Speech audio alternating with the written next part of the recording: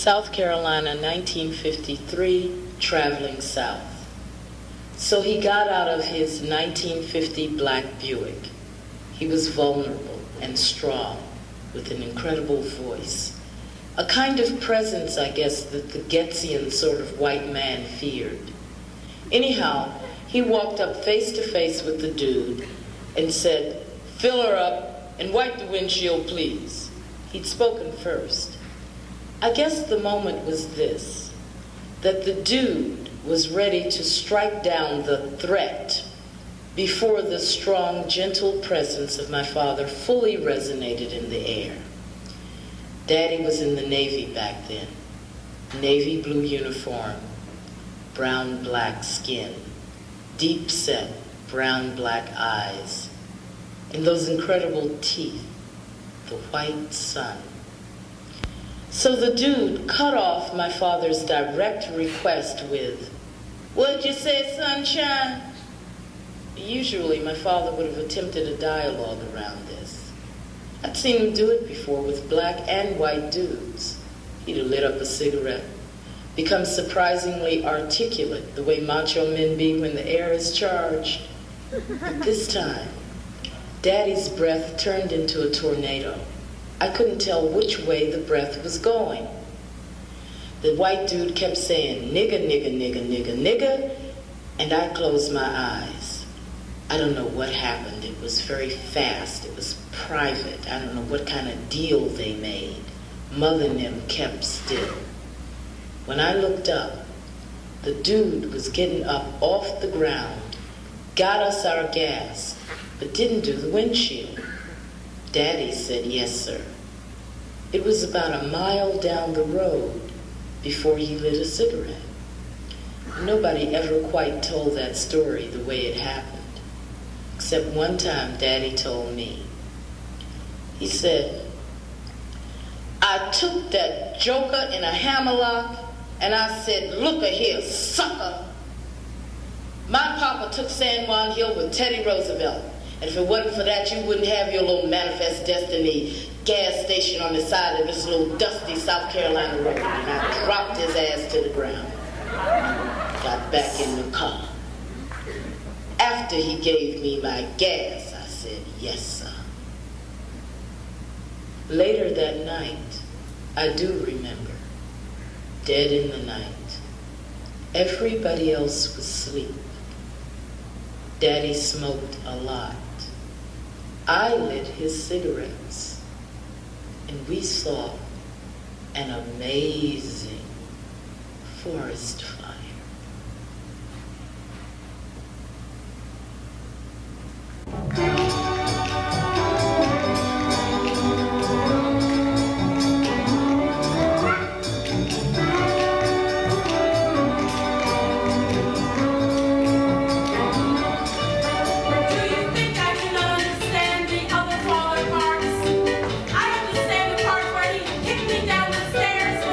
Bible in his hand like some half-assed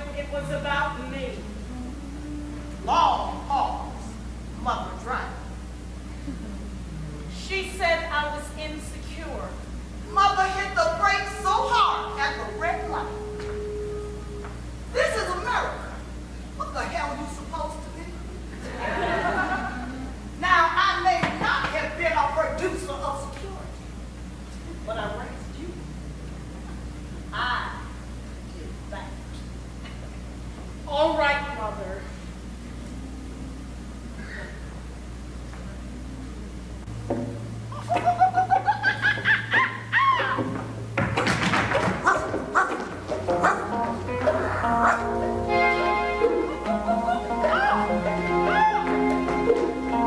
In Georgia, we used to get men out of town in the middle of the night.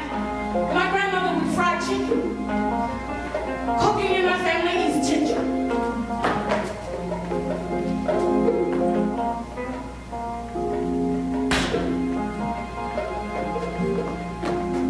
It was not a liberal time. Both men and women swallowed hard a lot. Lots of sweating and delicate wiping. Tight necks. People used to know how to live like that back then. With a lid on.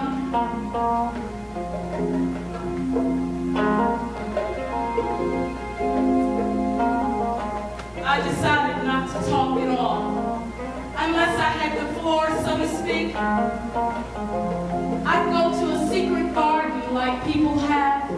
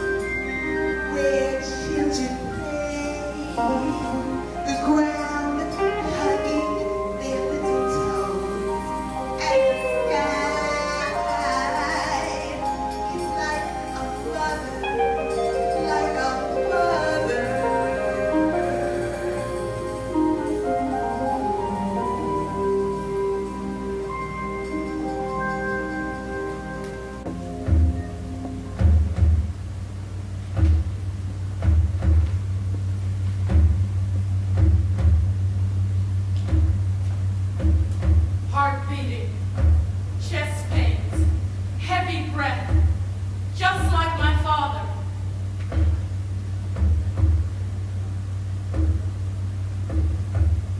That's my father, telling war stories in the background. But I'll just go on talking and everything, because that's what we always did in my house. Everybody talking and doing whatever, and Daddy in the background talking, going on and on.